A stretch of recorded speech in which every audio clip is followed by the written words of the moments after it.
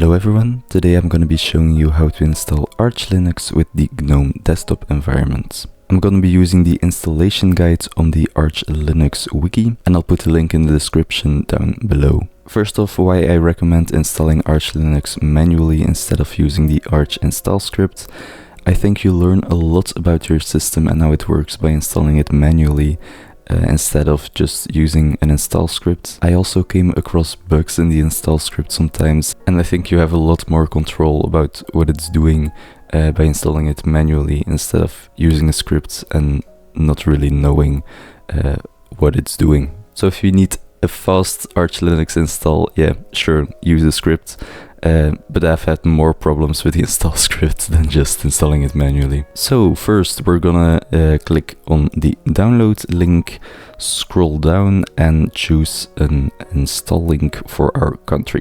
I live in Belgium, so I'll just choose this one, and I'll choose the top one, that's archlinux, the date x86-64, and I'll save it to my downloads folder. While that's downloading, we'll also want to install Rufus. Rufus only works on Windows, but I'm sure you can find alternatives for macOS and Linux, like Balena Etcher, for example. So we're gonna scroll down and here download the top one. We're gonna start up Rufus, allow admin privileges, select the right drive and select our archlinux ISO, and then we're just gonna hit start.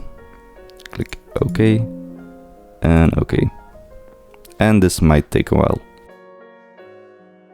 Alright, we're done flashing the ISO to our USB stick, so we can now close everything and then reboot our PC and boot into the archlinux installer. We're gonna hit enter on the first option and let it boot into the arch install environment. First off, we're gonna check if we have the right key bindings for our keyboard. I have an AZERTY keyboard, but as you see, the keyboard is set to QWERTY as default. You can just type load keys. I'm in Belgium, so I'm gonna type BE-Latin 1. And this is gonna change the keyboard to AZERTY instead. First, we're going to check if we are connected to the internet. We can ping archlinux.org, and we see that we get a response from the server. When you're connected to the internet through an Ethernet cable, most of the time this won't be a problem. But if you want to connect to Wi-Fi, you might need the iwctl command. Then you would need to type device list. Then here you would see the name of your Wi-Fi adapter, and then you just type station, the name of your Wi-Fi adapter. So for example, WLAN0, connect, and then the SSID of your network. Then it will ask for your Wi-Fi password, and you will be connected to the internet. And to exit out of here, you just type exit and again ping archlinux.org, and you should get a response from the server. Next, we'll check our system clock. We're gonna type time date CTL and pay attention to the local time. If this isn't right for your time zone, you can type time date CTL set time zone and then type your time zone. I'm in Europe, so Europe, and in Belgium, so Brussels. You can also use tab to see a list of supported time zones. Then just hit enter and again check time date CTL to check your local time. Next, we're going to be checking the partitions on the drive we want to install archlinux to. We type fdisk-l and here you'll see all the drives connected to your system. I'm going to be installing it to /dev/sda, but it could also be /dev/nvme 0 and 1 or something. For beginners, I recommend to format your drive and just do a plain archlinux installation, because dual booting archlinux is possible, but for beginners you might fuck up your partitions and just break your other system. So we're just going to be doing a plain archlinux installation with no other operating systems on the drive. We'll type fdisk/dev and then the device we want to install it to, so for me that's SDA.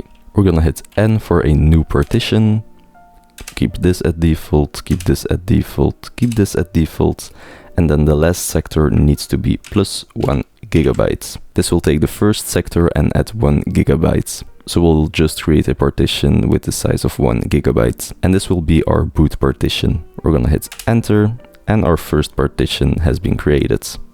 We'll type n again, keep this at default, keep this at default, keep this at default, and then the last sector needs to be plus 4 GB for our swap partition. You can also choose to make this 1 GB, but the installation guide recommends 4 GB. And then we're gonna hit n one more time, keep this at default, this at default, and this at default. And the last sector can also be the default because we don't need any other partitions.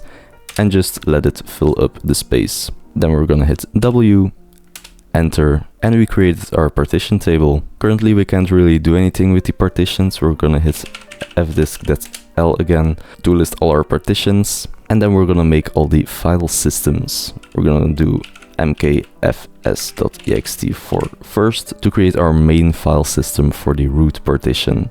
We're gonna choose our /dev/sda3 because this is the root partition of our system. I'm gonna hit enter and then type mk_swap/dev/sda2 because this is our swap partition. Hit enter again and then one last time for our boot partition, mkfs.fat-f32 to create a fat32 partition, and we're gonna choose /dev/sda1 because this is our boot partition. Now we need to mount our partitions because currently we can't really access them. First we're gonna type /mount/dev/sda3 because this is our root partition, and we're gonna mount it to /mnt. Hit enter. Then we're gonna do this again, /mount/dev/sda1 because this is our boot partition, and mount it to /mnt/boot/efi. Now the /boot/efi folder doesn't exist, so we're gonna pass the --mk dir argument, and this will make sure that the right folders get created. Hit enter again, and then the last thing we need to do is connect our swap partition. This is a little bit different. Swap on, and then /dev/sda2, and that's the partition number of our swap partition. Hit enter, and now we can access all our drives on the Arch Linux installation environment. Now the fun will begin. We can start installing Arch Linux to our drive. First we're going to be installing the base Arch Linux package and some essentials. We're going to type pacstrap -k and specify our mount point, and then install the base package, the Linux package, and the Linux firmware package. For the installation we'll also want a text editor, and I'm gonna be installing Nano for this. And to avoid some headaches we'll also install the network manager. Hit enter, and this will install the base of our Arch Linux system. Alright, now that's done, we can start configuring our system. First we're going to create the fstep file. That's a file that lives on your system and just tells it what partitions to mount at what mounting points, so you don't have to do it manually every time. We're going to type gen fstep-u and specify our mount point, and then we're going to route the output to the /mnt/etc/f step file. And if we now open the /mount/etc/fstep file, we can see that all our partitions and mounting points are listed here. We can now type arch root /mnt to enter our Arch Linux installation. So this is it. This is our Arch Linux installation, but yeah, you can't really use your PC like this. We'll have to configure it a bit more. First we'll edit the /etc/locale.gen file and uncomment the right line for our system. I'm gonna search for the en_us and uncomment this line.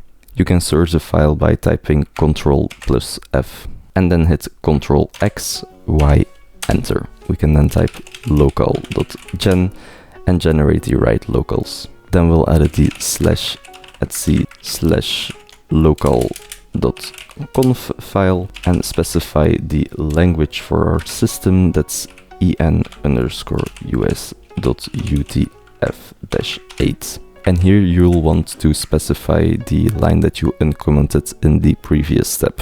Then again hit Ctrl+X, Y, enter. And if you change the key map for your terminal in the beginning, you'll also want to edit the /etc/v console.conf file, and here put in keymap equals, for me it was be latin 1, and save by typing Ctrl+X+Y, enter. The last file we'll need to change is the host name, and that lives in /etc/host name.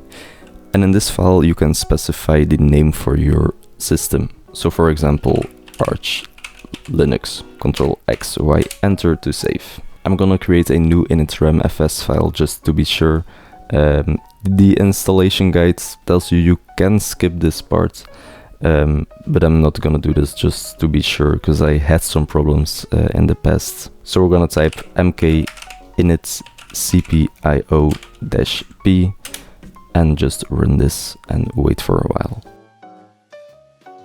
You might see some warnings while running this command, but if you follow the installation guide, these warnings won't be a problem really. They're just telling you that you possibly are missing some firmware for certain modules, but if you followed all the steps, these are just optional modules, and most of the times you won't really need them. Then we're going to be setting a password for our system. We're going to type passwd and enter a root password. Now we're gonna install the bootloader. That's a part of the system that runs on startup, and make sure your system gets loaded correctly. First we need to install the grub and EFI boot manager package, and we can do that by pacman-s grub and EFI boot manager. Hit enter, yes, and let this install. On UEFI systems you type grub-install target equals x86_64-EFI. Then we specify the EFI directory. This will be in /boot/EFI, and the bootloader ID will be grub. Now, if you run this on a BIOS system, you will get an error. So people with a BIOS system need to run grub-install target equals i386-pc, and then specify our drive, so //sda. And you don't need to specify a partition number. We hit enter, and you should get the message installation finished, no error reported. So if you got the right message on your UEFI or BIOS system, we can make the grub config file. So to create the configuration, we'll type grub.mkconfig, and we'll put the output of this in /boot/grub/grub.cfg.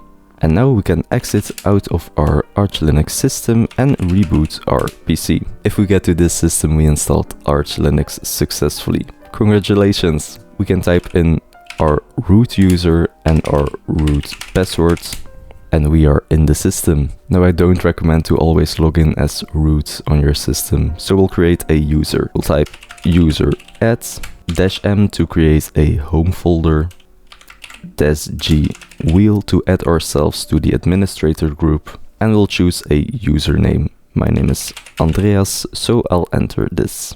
Then we can hit enter and set up a password for this user. Just like before, we'll type passwd and specify the username to set up a password for that user.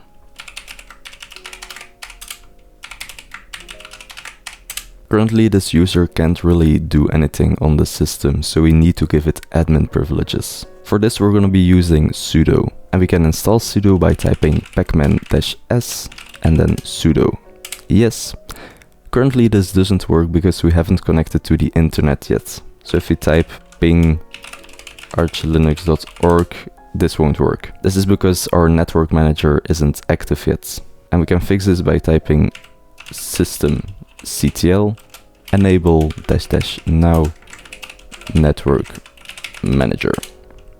And now if we ping archlinux.org, we get a response from the server, and we can also install sudo. Yes. Now we need to make sure that we can use the sudo commands. So we'll type editor equals nano and edit the sudo file. We'll scroll down to the end of the file and uncomment the first wheel line. This will make sure that all the users of the wheel group can use the sudo commands. And if you remember right, we added our Andreas user to this wheel group. We can hit Ctrl X, yes, and enter to save this file. And if we now switch to our user by typing su and our username, we can use, for example, sudo ls and enter our root password. And if we don't get any errors, we set it up successfully. Now we'll set up the GNOME desktop environment and we can install it by using pacman-s gnome. Now we'll get an error because we're not using the root user, and this error is really simple to fix. We just need to put sudo in front of the commands and it might ask us for our passwords. Now we'll just type enter, enter, enter, and it will install GNOME for us. GNOME installed successfully, and to start it we just need to type sudo systemctl enable --now gdm.service. Now we can select our user and type in the password and we'll be welcomed to our new environment. We can take the tour and it will show us all the functions of the GNOME desktop environment. If we hit our Windows key, we can here find all the applications that are installed by default. Now the default keyboard will be QWERTY, so when you type in your password in the login screen, you need to pay attention to that. But no worries, we can change that in the settings.